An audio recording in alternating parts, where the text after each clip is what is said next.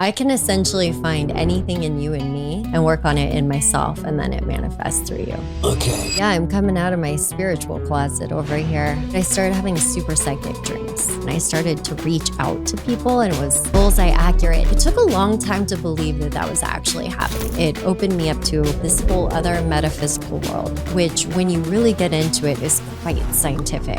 Went to this chiropractor that says he can see what's happening in your body. I'm gonna try this. My friend Peggy's dad is in the hospital. I don't know why. I sat there for a while, and then I saw in my third eye vision his ribs with a fire underneath charred. Told Peggy, "Why is your dad in the hospital?" She didn't say osteoporosis. The words that she chose changed my life. His bones are on fire. That's how it started. How taxing is this on you energetically? Sometimes I will see organs, see a cell. I'm hearing gallbladder, but I'm not seeing it. Normally I see the organ and she looks at me and she goes, "Well, that's because I don't have a gallbladder." I do see in the future people doing this in hospitals. There's a place in Ogden, Utah, where people are teaching a form of Indonesian martial arts to train the third eye. It's not out of the question to see a child reading a book blindfolded. If I hope to do anything, I hope to break open that rigid idea that we were raised with about what it is to be a human and what our capacity is, because our capacity is huge.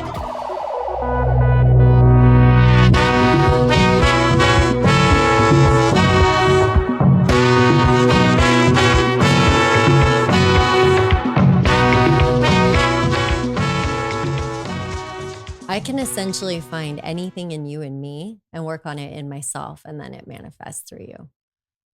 Give me an example.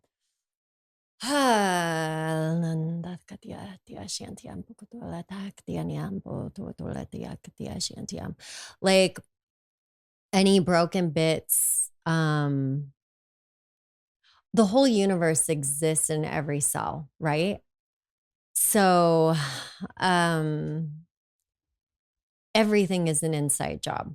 If you're experiencing something that is broken, it's inside of my creation. So what Egypt brought me to is this one collective consciousness, viscerally. So I really experienced, are we recording? Is this the podcast? Okay? Yes. Good. Yeah. Oh, yeah. So in Egypt, I viscerally understood this one collective consciousness. And it was like, I am you, you are me, we are all. Ugh. And so I just understand it in such a tangible way right now that there's really no separation. And so I guess my healing crisis is being separated. Okay. We're conditioned to be separated now, but after Egypt, we weren't separate. Yeah. And so basically going around Egypt was really fascinating in that my body wisdom was just doing its own thing. Like my mom came. She started moving her hands in Hathor, and she's like, "I'm seeing a map." And she kept putting her hand in front. Like, am I really seeing this? You know, there's something about Egypt that for a lot of people just awakens you into a remembrance. And for me, my remembrance was going into that profoundly deep, we are really creation experiencing itself.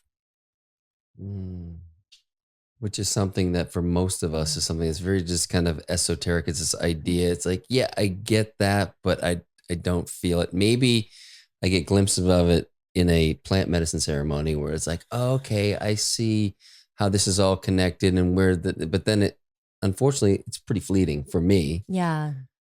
Well, yes, it was very esoteric, and no, it's not. And so basically my experience is walking away from creation, and Egypt brought me back to the moment of creation. And now I'm walking away in reverence of it. So like walking backwards, almost looking at it in reverence of it and remembrance of it. It's changed everything for me. Okay.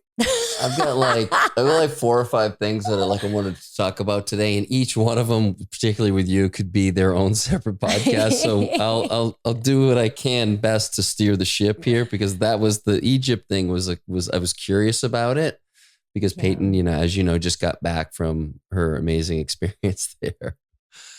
It's big. I was just walking around and my body kept going like this and holding my hand like this. And it was like my subconscious was receiving all the information. So what your one hand is this palm hand up out, and this hand going like this. and the left is kind of circling, tapping thumb and middle finger. It just moved through me. Wow. Like, it's not like I thought, let's do this. I just found myself, oh, what am I doing? Oh, I'm receiving information. But from the inside out somehow by doing from the outside in. It is and it isn't. We are and we're not. Well, this is perfect. This is like a perfect teaser for what we're going to get into. But let's start here, because I've known you for, 4 years. We'll say, when did you all move here? Almost 4 years ago. Yeah. I feel like we all met years. Right about when you got here. Fortunately, we ran in the same circles, and you and James have been, close friends since you've been here, and just been so welcoming. And your home and your land is this really special and sacred, and a great example for us of what it means to hold that space. Yeah. And I know some bits and pieces of your life prior to Austin, but I never heard it from you. So I'm really curious, because you've had a really interesting journey, like most people have, but yours is like even, I think, a little more interesting than most. Yeah. You land in Austin, you have this amazing property. Y'all are like not quite living on the land, but you're living with the land. You're certainly in community with the land, and amazing stewards, and really, really cognizant of what has been there in the past and how to honor that and the like. How did you come to land in that spot? And like, what was the journey like getting there? Oh, let's see here. I'll give you the quick version, or we'll do the whole podcast. Perfect. I had been really yearning for an expansive nature experience. And I grew up in the forest, and my heart wanted back with the trees. And I really wanted a place where the trees were as prominent as the sky. And I was on the hunt and I couldn't figure it out. During COVID, it became aware that even with my husband's job, we could actually live remotely. It introduced auditioning through tape and Zoom meetings and all sorts of things that really made the whole world our oyster and made these dreams like an achievable reality. And we kept ignoring all the signs that it was Texas. We thought maybe it's Nashville, or maybe it's Atlanta, but on the outskirts. So we had our nature. And is it because there's a pretty good film kind of, I don't know what you'd call it, like presence on the East Coast in that area? In Atlanta, there's a huge film presence. And in fact, we were on our way to go have a conversation with our friend about moving to Atlanta. And I said to James in the car, I was like, yo, let's get on the same page. Let's ask for a sign, a very, very, very clear sign of where we're supposed to move. And he goes, okay, let's do it together. Our friend that was talking to us about moving to Atlanta answered the door, and he was wearing a hat with the outline of Texas that said Austin city limits. This was after so many Texas signs were happening. And so finally we decided, okay, we're probably going to move to Atlanta. And that week I had 3 dreams to move to Austin. What is the kind of the content of these dreams? What is the? I don't even remember. Yeah. At that point, James said, we need to honor your dreams. I'm a very prophetic dreamer. I get dates, times, very specific information. We've seen over the years it just happen, So listen to the dreams. We decided to make coming here our anniversary trip. And then we, looked with a realtor all around, and we weren't going to buy land. We didn't know much about Texas or being in Texas. So how do you rent land? It's just not available. And that was clear when we came. And then right when we were about to get to the airport, we get a call that this very specific spot was available. And we came and we looked, and it was magic. And James tells the story much better. But on our anniversary, we took a little sunset drive, and we pulled over, and I'm like, why can't we have this? And I, do this grand gesture. And we took a photo for our anniversary. And he was like, I wonder how far that was from our property, because our friend happened to live down the road. We had looked all over Austin, but this house was just down the road from our friend. And James looked at that picture and was able to identify the trees you see going down our driveway. We were literally in front of where we would live. James tells this story way more magically than I do, but yeah. So, I mean, it's a very magical tale of how we moved onto this land. Yeah. Yeah. Was the transition difficult? I mean, granted, you have kids in tow. It's a big lifestyle change. Things are obviously early-ish with what was going on in 2020, 2021. And so it's probably a nice escape. But what was that like for you with the kids? Well, we came home and we showed them a video of the land. They were so excited. It was really difficult to leave such incredible friendships. We had planted some very deep roots in LA, but we did it. So the first thing we did was we gave our keys, we packed up our car, we put our 2 little chihuahuas in there, and then we drove 2 hours or an hour or so to pick up 2 more puppies, Pyrenees Husky mixes that we were rescuing to protect our 2 little chihuahuas. And we got in the car for a massive 10-day road trip, potty training puppies. Oh my gosh. Isn't that wild? Yeah, add a few wrinkles. Yeah. So that was an adventure. And I would say the biggest thing I had to get used to, honestly, was being okay with not knowing where my kids were. Our little backyard in LA, I knew where they were at every moment. It's just sort of surrendering into their intelligence with nature and learning the ways in this wild wilderness here that is Texas, with porcupine quills and snakes and burrs and scorpions and so many black widows and brown recluses. And I don't know, what else do you want to throw in there? Damn, it's everywhere. We've had a wild boar on our land. And so, getting used to just allowing the children to be taught by nature and not going into a panic and trusting the divine pinging system if needed. Yeah. That was the biggest thing.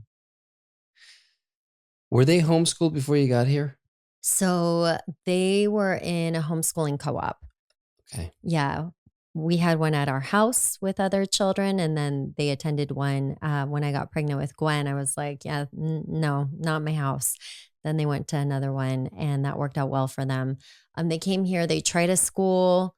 That didn't work out. We did some stuff at home. Now, this was during COVID. Teachers were gone. When I moved, I was recovering from 2 back-to-back near-death experiences and loss of James' mom. So we were a bit in a grieving portal here. And I would say my capacity to be the teacher and move onto the land and do all of those things was quite limited. So it's been a mix of magic and chaos and grieving for 3 years. And I feel like we're gently walking out of those fires. Yeah. One of the things that I've kind of noticed just in our own journey with our kids and their schooling, it's all been different. It's really been difficult to thread the needle. It's like the intuition is, hey, let's homeschool, let's do this, let's provide this opportunity. And there's just there are some things that aren't working necessarily for them. And so maybe we weren't attuned enough to know how to make that happen, or maybe they just needed to be around other kids in a different way. And as much as I rail against the education system, and I do think it's completely broken, it's not an easy alternative to go what your heart wants to do. There's a lot of complexity to it. I've thought a lot about this. So for me with school, they're not all made the same, right? There are a lot of preschools that the way that they're designed will actually shorten the focus of a child, right? They're not designed around play. They're like, move from this to this to this to this to this. And it takes just looking at the Finnish education system to see that the focus part of the brain is developed when a child is focused on doing something they want to do. And sometimes that's just really imaginative play. And that helps create a beautiful lifelong learner. But while we're here, there's this dance, right? You're wearing unlearn, which is beautiful and very important. And we're dancing with modern day society. And our kids teach us that we have to do this dance. We don't get to fully step out. We don't. And so I may look at some preschools a bit as prison, which is very upsetting to people because there are teachers that have their best interest at heart when they're taking them from subject to subject to subject. And it's very difficult to teach a group of children, what's expected of them when they enter kindergarten, which is so much, Yeah. The Waldorf system, for example, don't even start teaching the alphabet and reading until they're 7. But, our modern day American schools, you need to be reading. So by then, and is the brain developmentally ready for that? A lot of people would say no. And then there's people like my daughter, Gwen, that they're ready early. Like she's got that thirst. She's got that yearning. So there are consequences to taking a group of children and trying to teach them all in the same way. And as a parent, it really hurts when you're seeing that maybe something isn't the best for your child.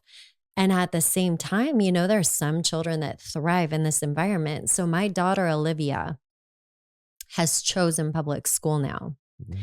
And I feel like I've done everything I can to get her to this point where, these last years with her in my home are to really help her integrate in society in a way that honors her wishes while she's still living in my house, and help her weave. And that's what she wanted. And she sent me a text a couple weeks ago, even having a cell phone, right? Weaving her into society in that way that I don't like. But she did. She sent me a text. She was on the bus and she said, I just want to say thank you for honoring what I wanted this year. I'm so happy every single day. I'm so happy. I can't even believe how happy I am. It was the sweetest text ever to receive. And she comes home and she does her homework and she's happy to do it. She's happy to do her homework. And I feel like she got so much play as a child that, she had a birthday party. Her friends were complaining about school and she goes, school's awesome. You guys are crazy. School is amazing. I just think she got to build up that appreciation where she's exploring a new part of herself in a new way and she loves it. Some of my other kids may pick that path and some won't. My beef with school is significant because it feeds into a lifestyle. When mothers have babies, most of them are calling me saying, I feel so isolated. And we're not living as a village anymore, right? Mm-hmm. So we're going to school to learn a trade, to spend our life working, to come home. And the way that we've set up life is around work. It's not really around family anymore. And there's this deep, animalistic mother in me that isn't being utilized in the way that we are living in this world. And that's okay because we're here to dance with others and in community. But it's like, why are we all doing it so separately? I want to wake up and I want to be with the land and I want to farm the land and pick food and cook and be present. And I have this like phone attached to me and I feel its presence and its energy wanting me. And I feel the emails needing me. And I feel like, the 30 different portals I have for my kids and their school and their bus app and like the homework and all the teachers. And I'm like, oh my gosh, mothering now is like feeling like being a secretary and a professional driver. Like, well said. When did that happen? And okay, we can say fathers and everybody does that too. I'm not trying to even get into gender roles. I love working as well. And there's that other piece of me, right? That wants to work, that wants to thrive in business, that wants to travel the world. And it's like, how can we get these different pieces of us and dance and braid them together? I don't know. I was thinking about it on the way here because all are valid. And I don't think we've existed in this way yet. So there's the me that's like, we need to go back with our equality and relearn how to live with the land in a way that's very primal. But maybe that's not the future, right? I don't know what it looks like. All I know is that I'm here for the braiding and to like surrender to the desires of my children's unique souls and existing in the world and the reality of what it is right now and coming to like a deep acceptance with that. And yet also being a creator. Beautifully articulated. And there's a lot that's coming up with that. One thing I love that there are these different sides, in particular, this connection with the land and kind of living almost that soul's purpose. And we have everyday life that is a part of it. And it is that weaving. And I know that in my experience, when I find myself on both sides, and it's like just whether I'm trying to overachieve and get things done, and I get super into that energy. The good thing is now I can feel that sooner than I used to, and I can try to pull myself back into, okay, well, why am I really meant to be here? And it's not to just, sit on the open land and meditate either. It's helpful. It's beautiful. It's like, so how do I marry these two things and be I don't want to say productive member of society, but be a participant in this game of life that there's a lot of questions. And, I don't want to get into simulation theory or anything like that, but like sometimes I just have to take a step back. Like, what the fuck is going on? And is this just a simulation? And sometimes that just gives me comfort. It's like, this is like, you start peeling back the layers of what's going on, what's out there right now, whether it's politically, whether it's what's happening in Hollywood, in the music industry, and all these different things. And on the one hand, there's a lot of cognitive dissonance, I think, for a lot of people. I think for me, I've met enough people over the last 5-6 years that have opened me up to things aren't really what they seem, which is part of the reason I started the podcast. It's because things weren't as they seemed. We're just many more layers deeper now. And, just having the ability to question everything, I think, is super important. It's something I didn't learn until much later in life. Now, the risk in that for me is I do tend to question everything, and I tend to just not believe what's being told. And now sometimes, I can get a little bit negative about it, like everybody's lying. This thing's a whole charade. It's being orchestrated by a few that we don't even know who they are. And I can get wrapped up in that. Me too. And it's like, how do I bring that back to balance? Sometimes it's just like literally just putting the phone down, because you can go down those rabbit holes and they're going to feed you what you want. So how do I reground after something like that? And then the follow up to that is, your kids are much younger than mine. Mine are 21, 18, and 17.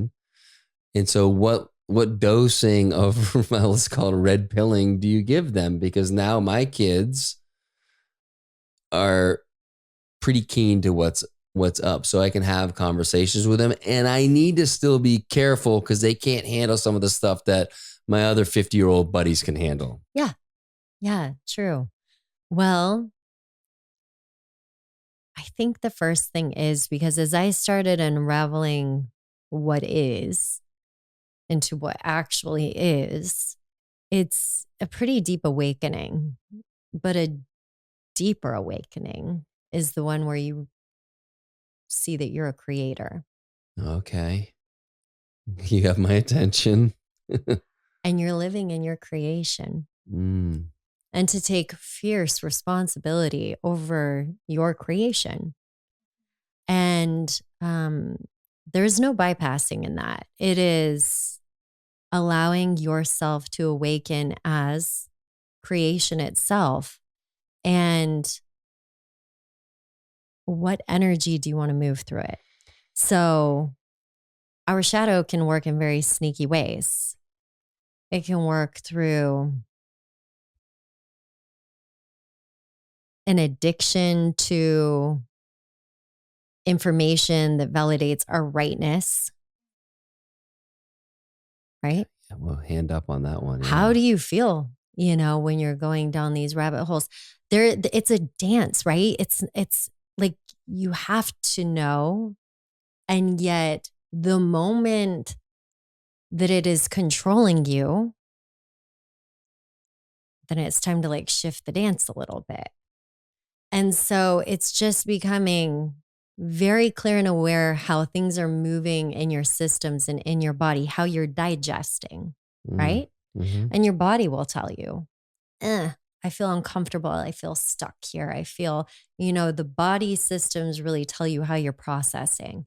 And so be really, really aware of how you're maneuvering through the dance of life, because we chose to be here. We're mm-hmm. here. And there's so much beauty in the journey. We are, I don't know who said this, but we are divine creatures having a human experience, right? Mm-hmm. So we have to remember this is the human experience that we came here to have. And there's so much beauty in the awakening and so much pain. And, to savor all of life. At the end of life, it's like,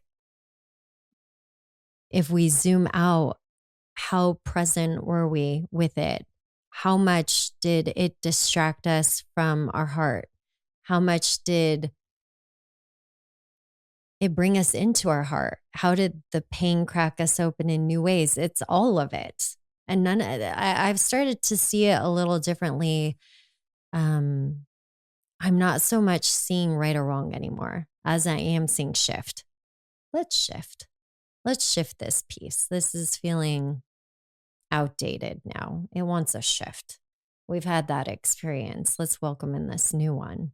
Practically speaking, how would that work? As an example, feeling this particular way, let's have this shift. Yeah.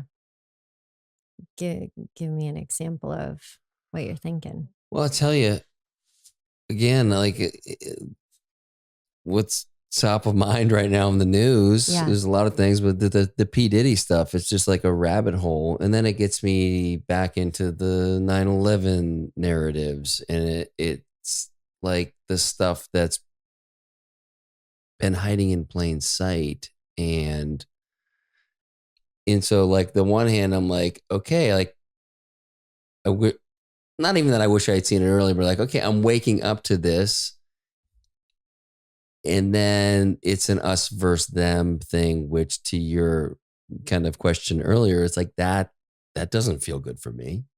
I don't want I don't want to invite that energy into my life. That doesn't do me any good. Who are they, and what am I to do about like?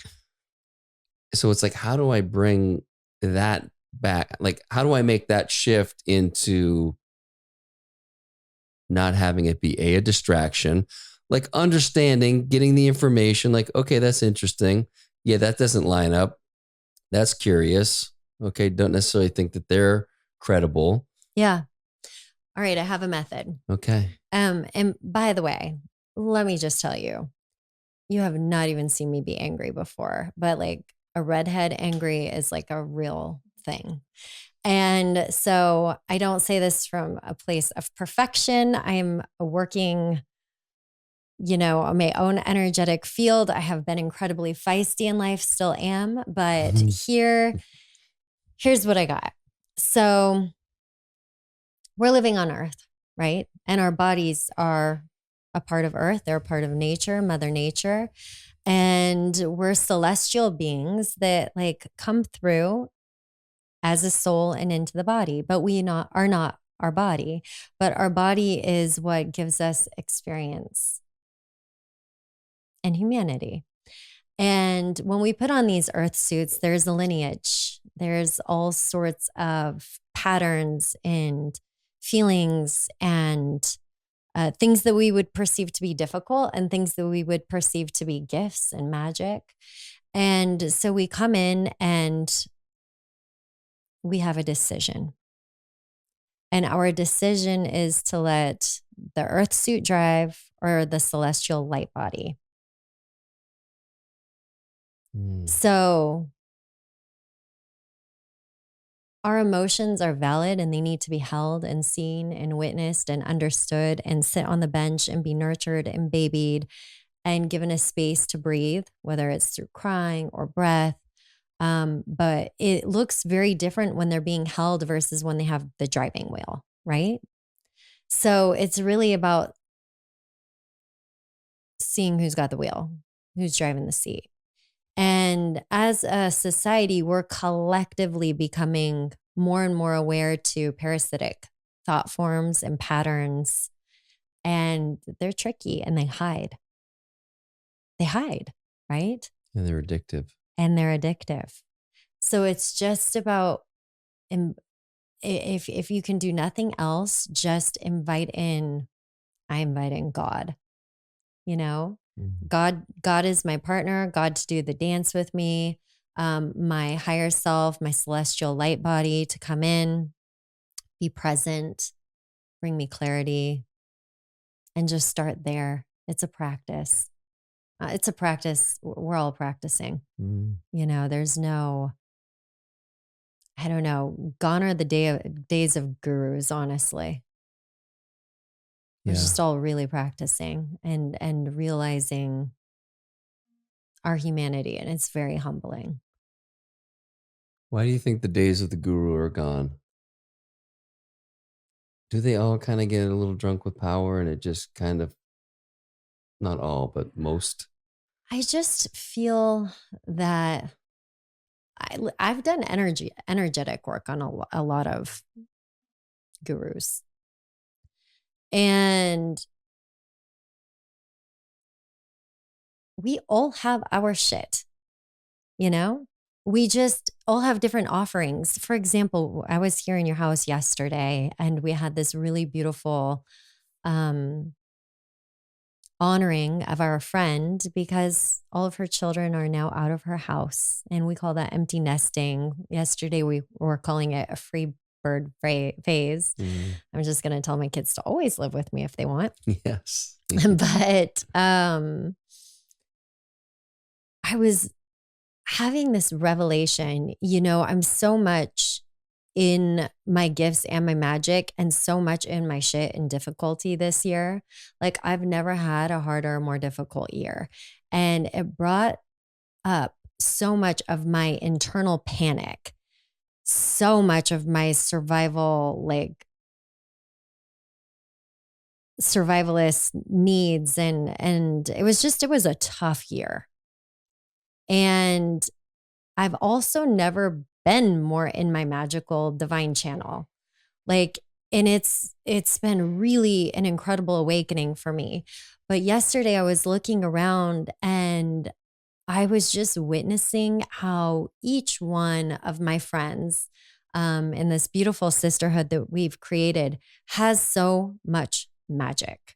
For example, your wife, Peyton Callahan, watching her go into her divine channel, she's got these loving hands and she walked our friend through something so sacred. And the way that she is so masterful in people's transitional times, whether it's starting a cycle, having a baby, going through perimenopause, children leaving, the way that she so masterfully walks somebody through those portals with her hands, with her words, I was like, whoa.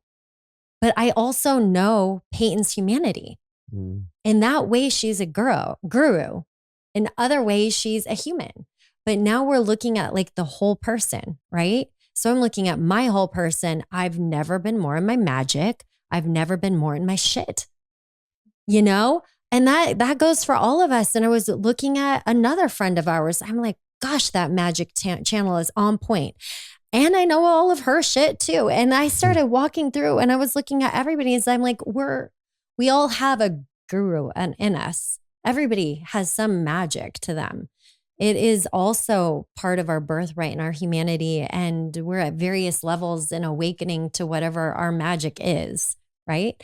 And there's always somebody that's going to come in and it's going to give you a little piece that's going to shift something for you and awaken you in a different way. Maybe it's your podcast, maybe it's Tony Robbins, maybe it's Oprah, but there will be a lot of people in your life, if you're paying attention, that will offer their magic and awaken something inside of you, and you'll be in your own magic. And then you awaken, and you're like, we're all human and we're all magic. We're all celestial light bodies and we're all in earth suits. I just also with the news, I think sort of ruining the legend for us a little bit, like going to P. Diddy. How much fun did I have? Driving in a car, listening to Diddy, having fun, dancing at the clubs. And now I'm like, what kind of frequency was that I was like dancing to? And, I don't know. It's just, it kind of is a time that's very humbling and it's a bit of a reality check. It is very humbling. It's like, oh, I thought I knew a lot of things. I don't know shit. And I mean, for me, like my kind of greatest awakenings come when I'm at that kind of 0 point of like, I don't know shit about anything. And then I'm like open. Okay. The biases, the prejudices, whatever are out the window. And I'm just able to receive and then hopefully like intuitively feel into what feels right and what doesn't feel right.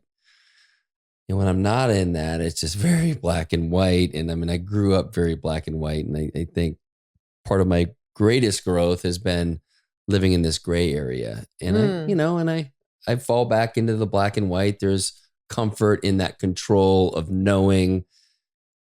But ultimately underneath that is just fear. And it's like, I don't really know. I'm telling myself on some level that I know what's going on, where ultimately I know I don't know shit and I'm just scared, Yeah. Listen, I used to be like, all school is prison and, I don't know, just so in my ways. And that's okay. But yes, what if it's not for everybody?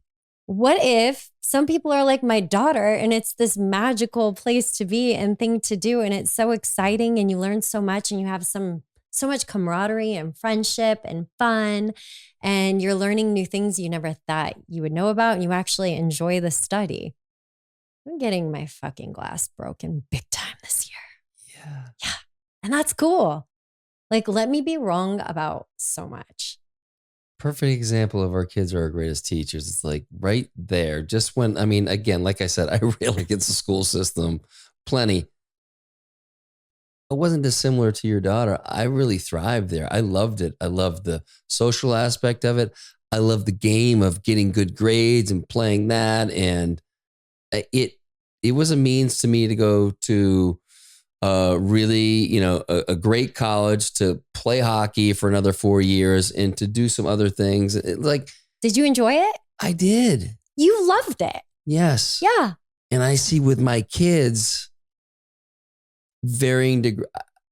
I don't see it serving them in the way that people believe that it should. And I think that's where it's like, for me, it's like I see behind the curtain. I understand the DNA of why the school system was built. Yeah. As you mentioned earlier, to create these, factory workers, dumb everybody down, get them into the workforce and just a cog in the wheel. And I see that. I see how this is set up. And so for me, particularly with my younger two kids, Bowen, who just graduated from high school, and Hope's a senior, I've tried to just express to them, like, A, you are not your grades. B, this is a game. Neither of them really love school. Yeah. So it's like, just like put in some work. Like, that's a skill I think is very valuable. Work hard, but don't get caught up in so much of this. And this is where it's like that like, I got to be careful how I articulate it in some ways. It's like, it's all bullshit on some level. It is. And here's the thing about being so careful with how we articulate. I mean, that's the part of society I would love to just kick out the window, because I think where evolution and growth is where curiosity is, and conversations, and the ability to be wrong is so huge, because it means you've explored. And maybe you're wrong with somebody and you're right with somebody, but we have to explore our curiosities. We have to explore our curiosities. And the seeds that some of these systems were built on are outdated. And while somebody may be able to thrive in it, is there a better way? Is there a way that is more heart expanding? Is there a way that is more tender on Mother Earth? Is there a way that would feed us and nurture us differently? Like, let's look at school lunches. Ugh. Yeah. Yeah. Is that nurturing the human body beautifully? Are kids learning what it's like to hold your food, appreciate it, grow it? Are they learning those things in school? Olivia's school has beekeeping classes after school if you want to take them. Yeah. So maybe, and maybe not. But I think that our collective one consciousness is listening, and you're starting to see little shifts. And so just as much as we're wanting to tear down, which is important, equally, looking at some of the beautiful things, like California just banned 6 different unnatural food dyes in school lunches. How about that? How about Gavin Newsom? Yeah. Signed off on that. Wow. That'll be, I don't know. I hope I say his name aligned with more beautiful things in the future. He has not been my favorite, but that just happened. Didn't he just sign into something where you don't have to have an ID to vote? I think that just came out yesterday. Did he also? So there's that. Anyway, listen, but I hear you. All I know is Gavin Newsom. But let's celebrate the wins. Yeah. So it's like being in the all of it and not going so far down into the rabbit hole that you can't even come back up, right? Yeah, because you lose nuance. Yeah. To that point right there. Like, everything he does is shit. No, he signed this. Whatever his motivations are, he did the thing that you wanted him to do. It happened. And that's unfortunately, I think, so much what our political system does is we don't look at nuance anymore, and we're not having conversations. It's like, if your political party makes a decision, they sort of claim that decision, and the other one then, by not wanting to be like them claims the other way. And it's like, I feel like so many of us agree on so much more than we're actually discussing. Yeah. There are some issues that they are so incredibly nuanced that it's hard to come to an agreement on because there's always some stuff. Yeah. But I think I agree largely. Like our food should be safe and clean, like a basic, our water, like these things, like that is not political, yet it's made political. And I think most people want their kids to eat well, be thriving and healthy, right? And they want access to healthy food. And, I said it and I'll say it again. A couple of years ago, somebody was like, if you could tell everybody one piece of advice, what would you do? Like, grow a fruit tree. In 7 years, you'll have more than enough for your family. You will have enough for your neighbors and the neighbors on this side, and maybe even the whole neighborhood. If just everybody grew something, then everybody could come together and share food. It's so simple. Sometimes it is so simple. Well, and you recently really shined up that green thumb of yours, didn't you? Yeah.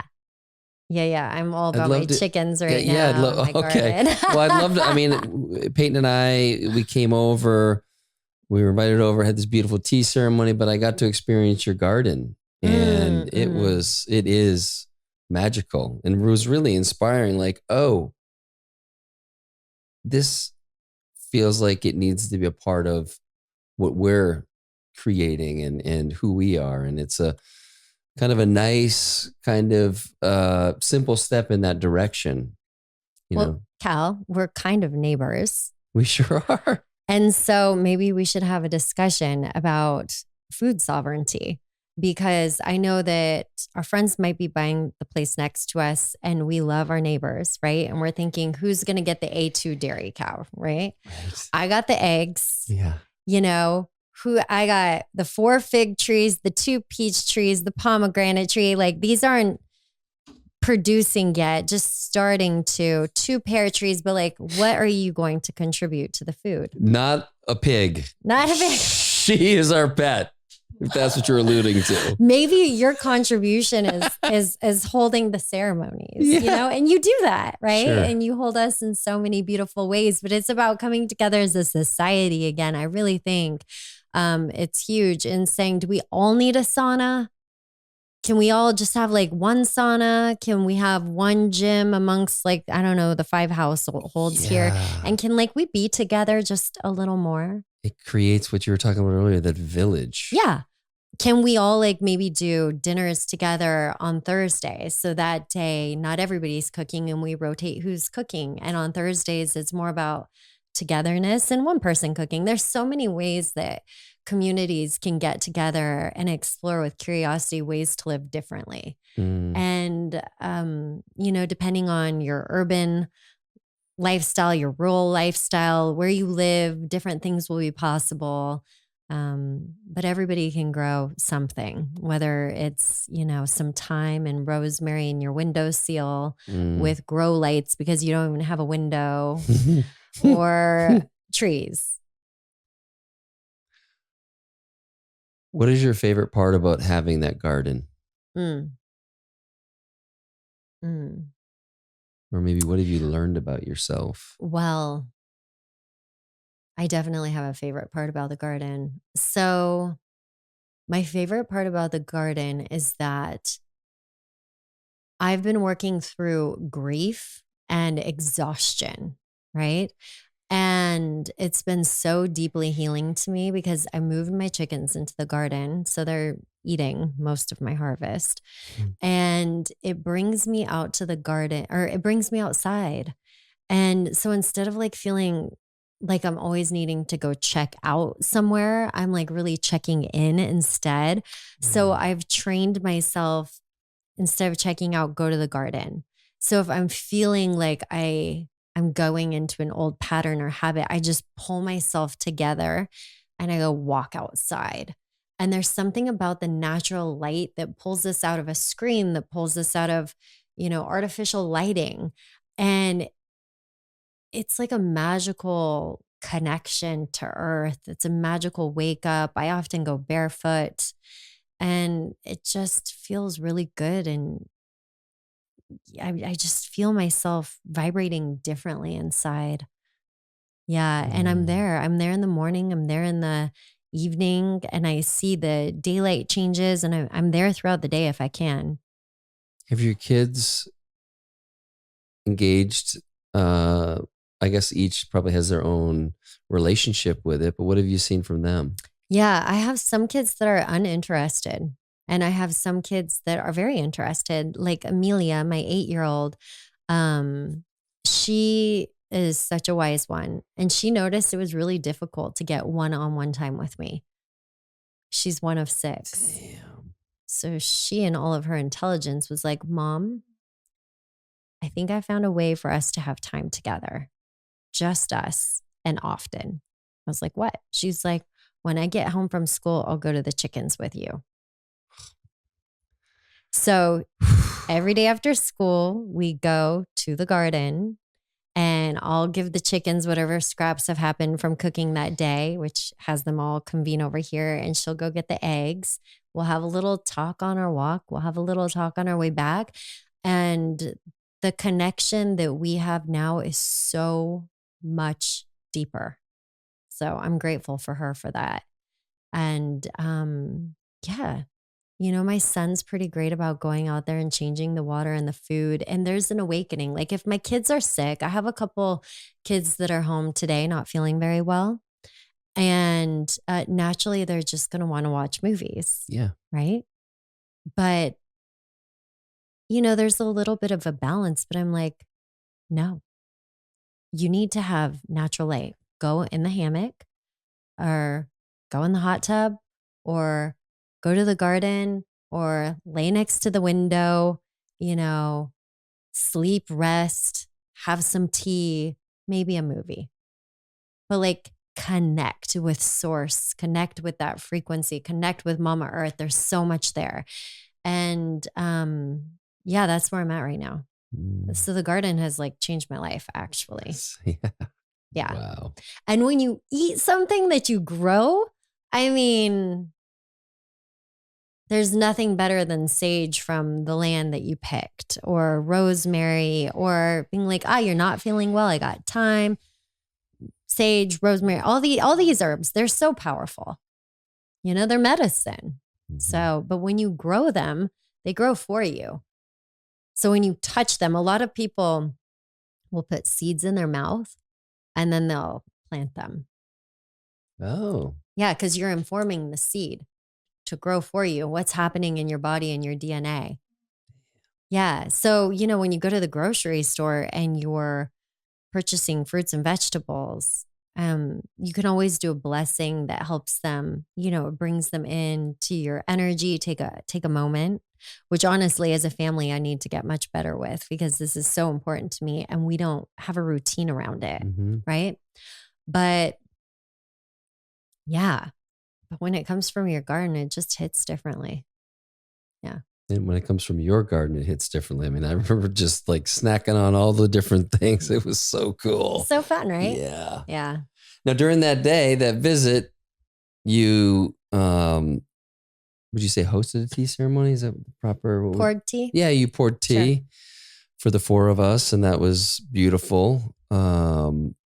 And then you introduced me to some of the work you've been doing. I'm like, what is this? I don't even remember what came through. It was fascinating. And I'd love for you to just share like what that experience has been like for you, what it is, how it came through in the first place, and then obviously what's the amplification in the other channels that have opened up since. Well, yeah, I'm coming out of my spiritual closet over here. It was about 15 years ago when I was pregnant with Olivia, 14 plus, that I started having super psychic dreams. Like that would let me know when people were going to pass, would let me know dates of different occasions. People would come in and give me very specific information. Interestingly, like famous people that I didn't know would come into my dreams and tell me intimately what was happening in their life. And I started to reach out to people, and it was bullseye accurate. And in the dream, I would give them advice. And so that was a really wild experience. And I don't know why it was always famous people, but maybe if they weren't famous, I wouldn't know how to find them, you know? Yeah. So that was interesting. So I started to pay a lot of attention to my dreams, and it took a long time to believe that that was actually happening. But time after time after time after time, you're like, okay, there's something here. And then I started to open up to that world a little bit. What are we drinking? Oh, this is called Update. It's a caffeine-free, sugar-free energy drink. Okay. In a nutshell, caffeine is 3 metabolites. Okay. One is called paraxanthine, and the master formulator, Sean Wells, who was just on the podcast, he isolated that, and they used that. Delicious. Yeah, and it's even better when it's a little colder. Sorry, it's been out for a little bit. Wow. The other 2 metabolites are theobromine. So the Theobromine is incredible for allowing the body to just relax and calm. Yeah, and so with its within caffeine, it can create the jitters and the crash. And I believe the other one's called theophylline, and that can give people nausea or diarrhea. So they isolated the paraxanthine, which is the energy flow focus. Okay. And it's honestly just like super clean energy that lasts 3-4 hours. It's a real gentle on-ramp, gentle off-ramp. There's no crash. There's no jitters. It's my garden. There you go. Garden or this, you know? Mm-hmm. So yeah, Beautiful. I've been a lifelong coffee guy, like a lot of people. Yeah. You know, in my best years, 1 cup a day. My struggling ones, many more. Yeah. And I've been off coffee for 3 weeks, and I don't miss it. Ooh. Yeah. Wow. Do you drink this in the morning? Yeah. Wow. Okay. Yeah, I have 2-3 during the day. Sometimes today I'll probably have 4. Well, I'm going to tell you how I feel after this. Well, the beauty is, along with, so you got this Unlearn optimization kit with all these goodies of either brands that I've invested in or brands that I partnered with. Update is a new partner, and they're going to drop ship you their variety pack. Oh, hey. How about that? Yeah. Cool. So you get more stuff coming. We'll do tea ceremonies with Update. Yeah. Okay. Or maybe just give a quick synopsis of what a tea ceremony is, because I think that's probably pretty foreign to a lot of my listeners. Okay. And then I'll go back to the other stuff. Of See, course. we didn't stay focused. Now that we have the update, though, now we're back to getting focused. So a tea ceremony, there are many ways to drink tea, and there's a specific way that I learned called cha dao, from this man Wuda, and he's a Zen master, and so it was a ceremony created with bowl tea for just dropping into yourself and Zen, and it's very nurturing. I have my own unique spin on it that I like, and there's other ones that I serve called Kung Fu. They've been doing it in Asia, specifically China, for so long, and in China there are no rules around it. But so a ceremony like a cha dao ceremony is a little more formal. But I love tea. I love herbs. I love tea plants, and yeah, it's magic. Yeah. So, okay. So I was having prophetic dreams, and it took me a long time to really trust them. And then I began to do just that. And it opened me up to this whole other metaphysical world, which when you really get into it is quite scientific, but it's not being explored in that way right now. Although you have people like Robert Grant and people that are looking at it very mathematically, which is really beautiful. But I opened up to people with gifts, and I went to this guy, Dr. Daniel Ryan, in LA, and he's a chiropractor that says he can see what's happening in your body. And I thought that was really interesting. So I had seen him a few times, and then one time I went to see him. He said, "Let's sit in a meditation together," and I did. And all of a sudden, I saw this spine, like an X-ray in my third eye. And he goes, "Did you see that?" And I was like, "Yeah, but how did you know that I saw that?" And he's like, "That's your sister's spine." I was like, "Okay." It was so clear. So I went home and I thought, nah, I'm going to try this. My friend Peggy's dad is in the hospital. I don't know why. So I'm going to go into a meditation with the intention, after I ask his soul, is this okay?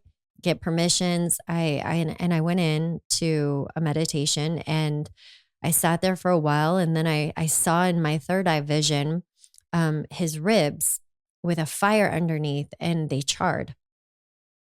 And I called Peggy and I said, why is your dad in the hospital?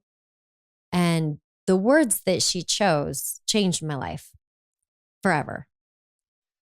She didn't say osteoporosis. The words that she used were, his bones are on fire. I said, okay, thank you. Had this little vision. Then I called my kid's doctor and I said, something's going on here. I need you to send me names of people that you can't diagnose, and I'll meditate and let's see what can happen. And so that's how it started.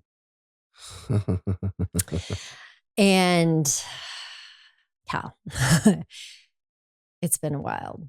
It's been wild. And 10 years later, am in a deep trust with this gift. I saw something very significant on a family member that I was told wasn't true.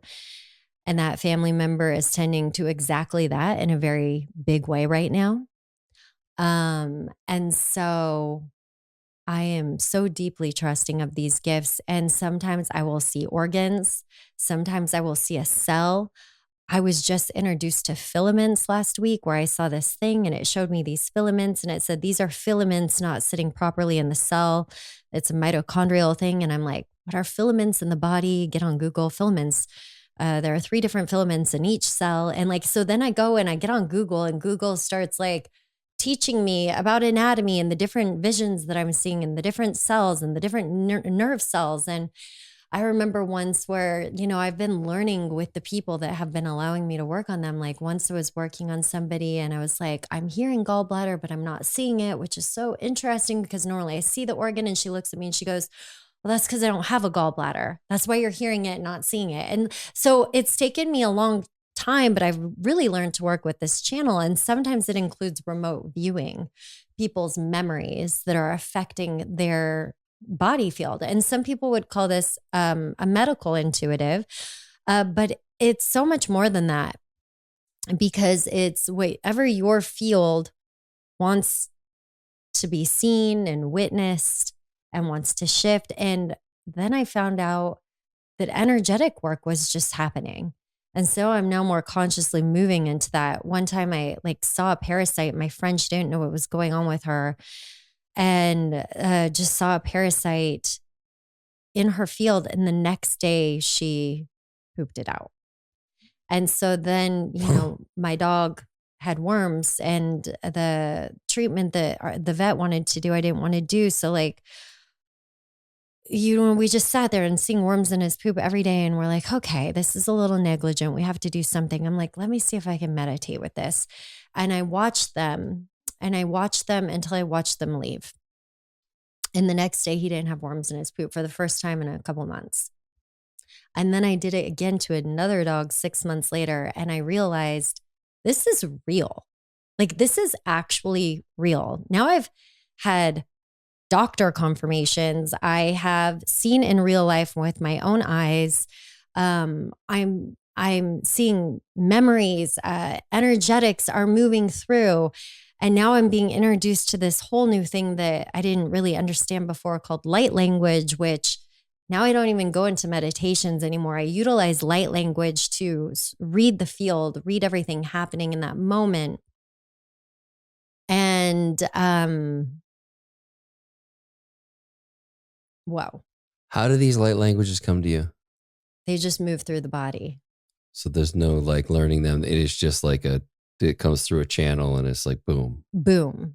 And also, my favorite thing right now is to help people open up their own divine channels, because we're all so gifted and we're all just awakening to our gifts. I've received information that about 12% of the population can actually witness the organs and see what's going on, and everybody has a different piece of the puzzle. So I do see in the future people doing this in hospitals. I'll give you an example. I was told, you're going to work in a hospital. I'm like, okay. That week, my daughter was in the emergency room with the top of her finger cut off. I received very specific information about the energetic behind that, how it was tied to her brother. And then this very specific thing happened literally the next day. It was like boom, boom, boom. And so it allows that healing process to be much quicker. And injury and sickness and disease, we can blame whatever systems we want, but we have to take fierce responsibility over our field, because they're all just delivery messengers. And this is what I'm learning through like the hardest year of my life, right? Is to accept radical responsibility for everything in our life, even when you don't want to. And yeah, so teaching other people to be in their light language channel has been really beautiful. I was like, I remember people used to talk about speaking in tongues from the Bible. And I wonder what that sounds like. And I got on Google and realized speaking in tongues and light language is the same thing. Yeah. And some people use laughter instead. Some people sing, some people chant. There are different things that happen when we just allow our brain to take a rest and allow the other parts of our knowing to get activated and move through. But the thinking part of the brain, we just need to allow it to take a breath. It gets us through our life. It gets us through our day. It's also a divine tool. But to like have time and space in our life where we allow ourselves to be in these channels. There's a place, there are many ways to blow our modern day minds. There's a place in Ogden, Utah, where people are teaching a form of Indonesian martial arts to train the third eye. The third eye is magnificent because you can see all the way around you, right? And they're teaching blind people how to count cash, go through obstacles. It's not out of the question if you're in Indonesia to see a child reading a book blindfolded completely, because you can train your third eye to see so much. But it's not, I guess it's not what we're teaching in schools. So if I was to rewrite schools, I would say, let's download those books. Let's see with our third eyes. There are many ways that we can go about this in culture and society. But if I hope to do anything, I hope to break open that sort of rigid idea that we were raised with about what it is to be a human and what our capacity is, because our capacity is huge. Which is back to that school system, and it's taught to keep us very much in place. Yeah, but guess what? I went through that school system. For sure. And the divine, she is relentless in her awakening. So, it's also just trusting the beautiful unfolding process as well. And the unfolding also works through us, right? How taxing is this on you energetically when you go into these spaces? I did my first group healing, and I hate to say healing. Healing is such a funny word because it's really like, again, a dance with somebody's field. And they also bring me to them just as much as I'm coming to them, right? I needed to really rest the next day, but I've also gotten pretty great at grounding the energy. Like I can feel a little bit of like up here in me that feels like a little, and so it's using the breath to ground back into the body. Like I can feel the parts of myself that are a little bit in a panic about saying truths that are hard for some people to hear, and judgment and It's just like, all right, Kimberly, it's okay. Like, you're coming out of hiding. It's all right. Everybody's got these gifts. So we're all doing it together.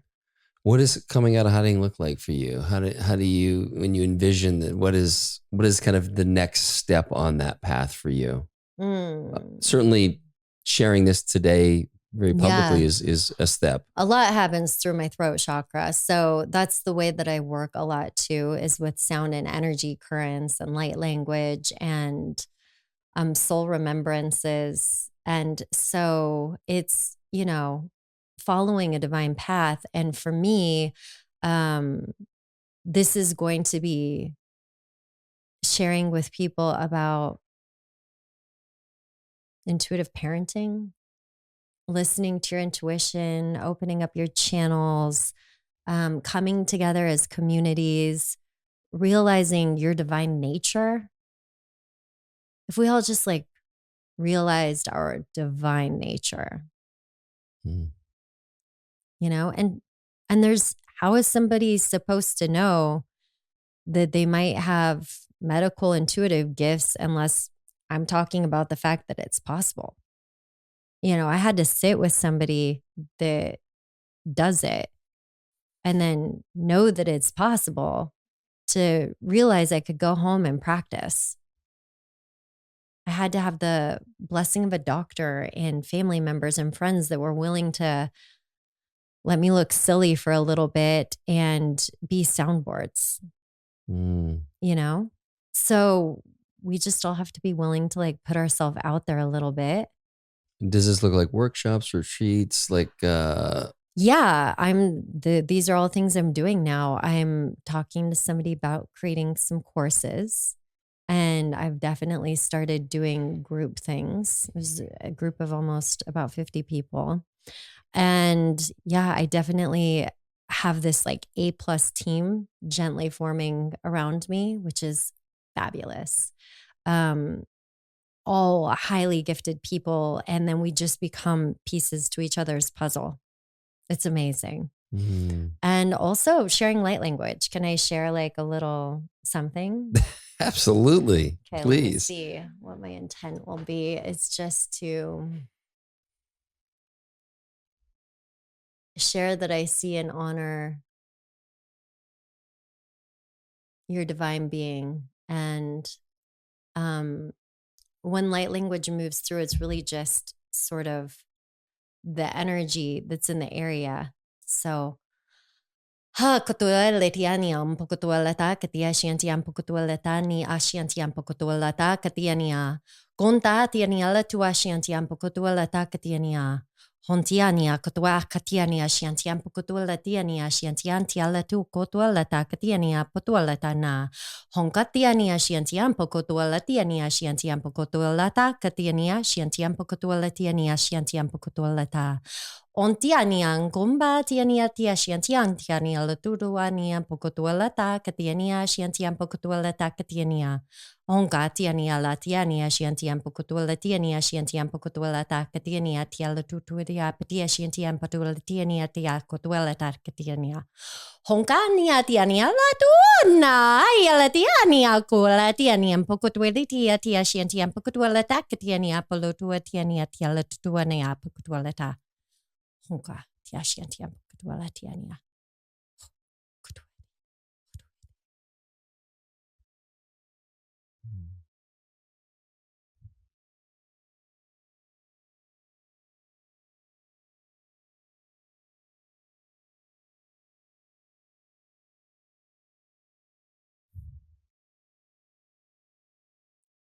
Now, it's not up to me how somebody receives that.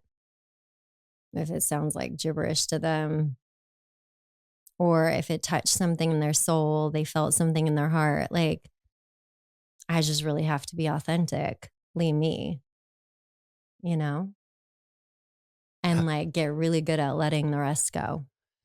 Yeah. So what, for someone listening, like, what is a light language? Like because for some people have never even heard that before. I think many maybe have, but I think there's some people on here who have never heard light language. Well, what I can do is I can tell you my experience with it. Perfect. Right? So, in order to see things, I used to have to go into a meditation. Sometimes I wouldn't start seeing things for like 50 minutes to an hour. Literally one day, one evening, this started moving through me. It was like somebody turned on the faucet and it just didn't stop. And I just allowed it, right? And what I realized is I was receiving information, clarity, and visions right away. So when this channel opened up for me, I stopped needing to go into meditations altogether. Like everything was just right there. And it had a sound current. So it's just reading the totality of what is, and divine invitations work with it. And it's not necessarily like a language that's got word interpretations, but sometimes I will have this deep sense and specific information and knowings coming through that I'll share with somebody. And did the knowings come through like visually for you, or like coded in words through the language? I mean, I know the language isn't necessarily being deciphered, but like as the language is being spoken, like there are words coming to you, or sometimes I'll hear things like clairaudience. Sometimes I will know things. Sometimes, interestingly, I'll smell things. It comes through so many different ways. Yeah. How is this? Seeing things is big for me. It is. Yeah. Seeing things is one of my main channels, but now like my seeing and my speaking are working together. Yeah. How has this been supportive of you being in a relationship with James and like in partnership? And how has it been a challenge? Because I could imagine me with these tools. Like, I know what's going on with you right now. James has been my biggest supporter. Yeah.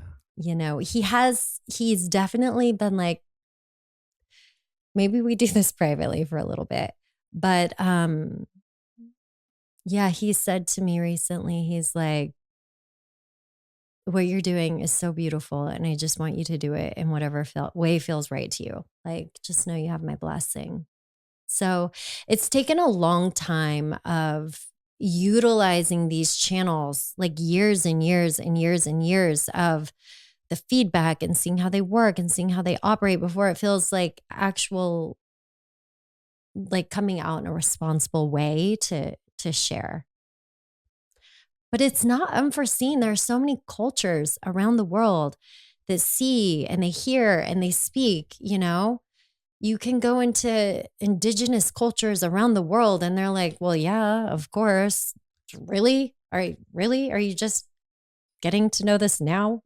You know, and a little chuckle comes with it, but it's new for a lot of us. For sure. In this United States culture.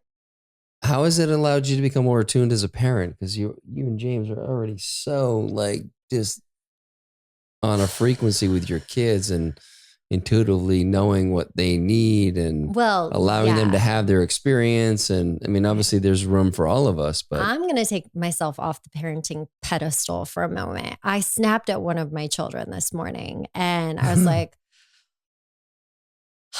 okay,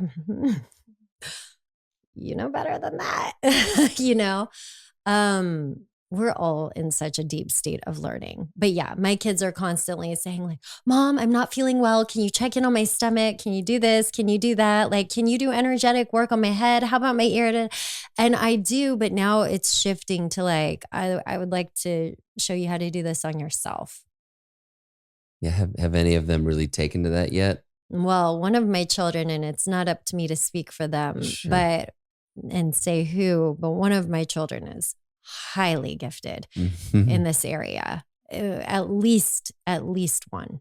Yeah. And I'm like, whoa, okay. Maybe you could teach me some things. Yeah. Y'all have known this for a while too. Yeah. Yeah. Yeah. Yeah. Yeah. It's just like, whoa. Okay. Yeah. There's a few actually. Yeah.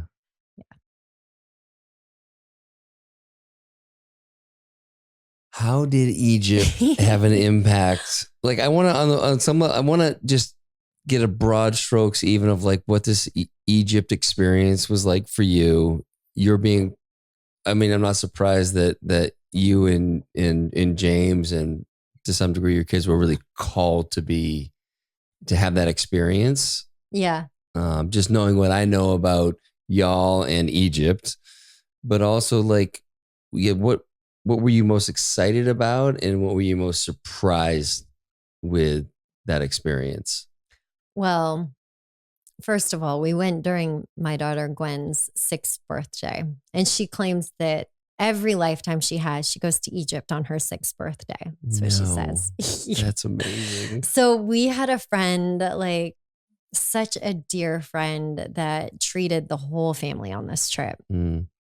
And they've been dreaming about this trip for a long time. And we both happened to reach out to our friend Matthias De Stefano within like an hour of each other, and said like, hey, we want you at some point in life to take us to Egypt. So Matthias is like, you guys both just asked. So the other friend called me, was like, let's do it together. I'm like, great. So I was really looking forward to just feeling the energy of Egypt and the people and the food and the temples. It's so much more for me than ancient Egypt, right?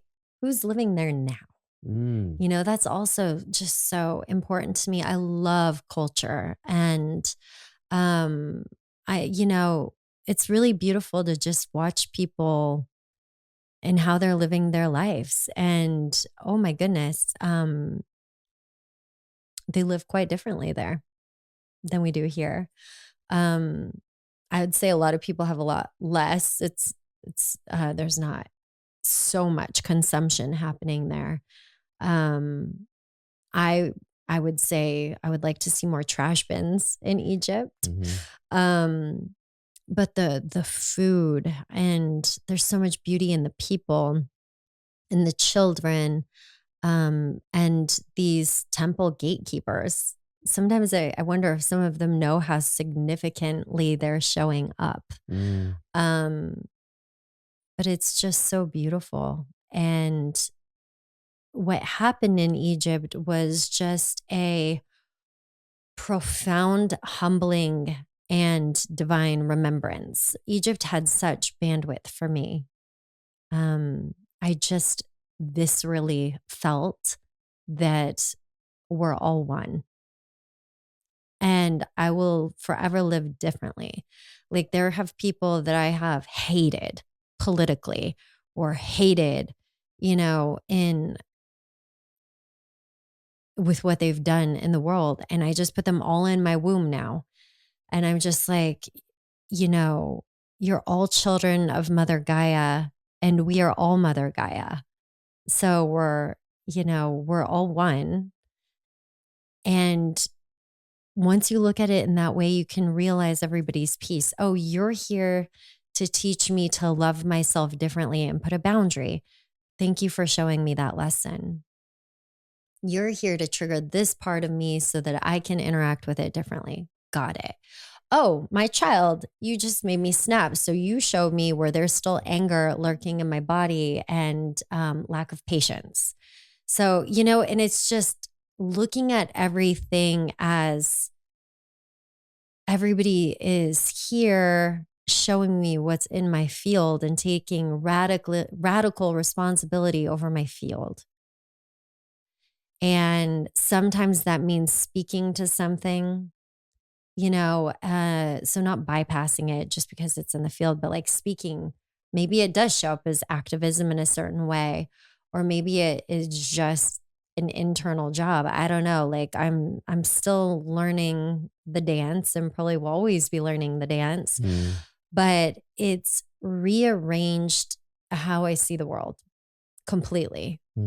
Completely. And I had this moment with the Nile, where I felt like I had sort of had this really expansive experience going, to creation, and really sitting with God, and then really coming back into the body and saying, okay, now it's time to take all this expansiveness and bring it into the body and bring it into my day-to-day life. And how do I show up with the person right in front of me?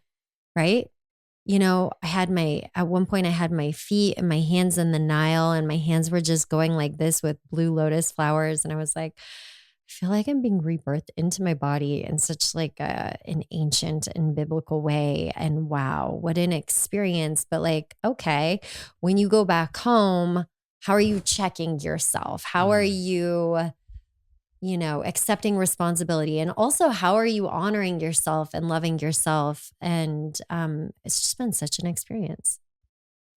And how has the reintegration been? Wild. Like, I feel like I call James every day. I'm like, I am integrating Egypt right now. At least once a day. No I'm just like, oh my goodness. Just awakening after awakening after awakening after awakening. And just like, I feel like the whole collective one consciousness is having this beautiful awakening. And I'm just letting everybody surprise me with their divine nature. And it's the coolest thing. Like, I love it. I'm just like, even yesterday, watching everybody in their magic, I was like, oh, there's so much magic. It's so cool. If you watch it, if you just wait for it, there is so much divine magic, and we choose where we focus, right? So it's cool.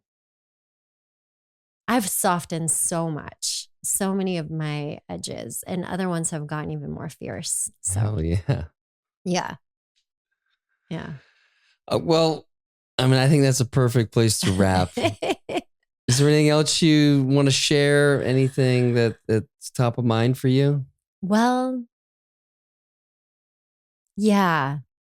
If everybody can take, if this feels right to them, to just take a moment with their heart energy. And one way to really wake up the heart beautifully is to put your hand on your heart chakra, and you can just rub it a little bit, and you take some breaths into it.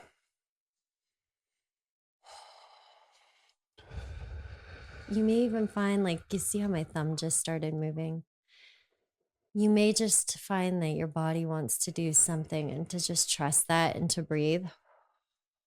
And so this is a trick if ever you're feeling like upset, if you're feeling overwhelmed, you just take a moment to drop into your heart.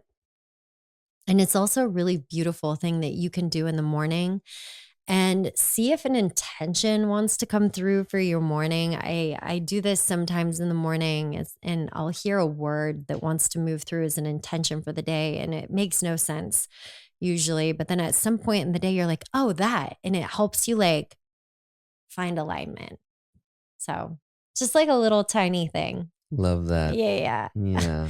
Thank you for having me. Thank you for being here. I love you. I love James. I love your family. I love that we're all together. And I love that we got to do this today. Doing this thing. I love Lindsay, who's always smiling at me so lovingly over there. Yeah. Thank you. Thanks.